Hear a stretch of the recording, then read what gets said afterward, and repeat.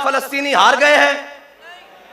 नहीं नहीं नहीं नहीं, यही तो ताने देते थे ओहद के बाद मुनाफिक। ये तो मुनाफिक बातें करते हैं। उन्होंने कहा हमने आपको कहा नहीं था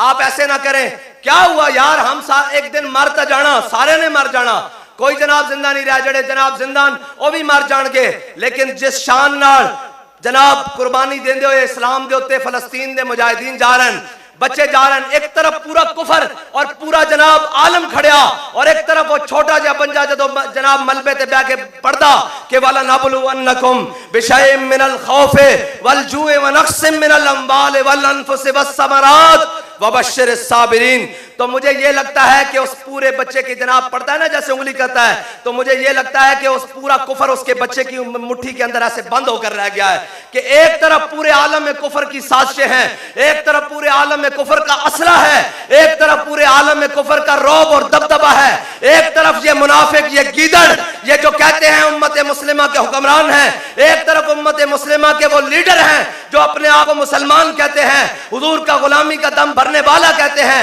एक तरफ वो हैं, और एक तरफ छोटा सा बच्चा कह रहा है कि तुम हुआ है ना हुजूर के दर से दूर। देखो हुजूर ने हमारा इंतखाब करके पूरे आलम में कुफर में बगैर किसी असले के हमें सामने खड़ा करके बताया है कि इस्लाम आज भी अपनी पावर के साथ पूरा कायम और दायम है।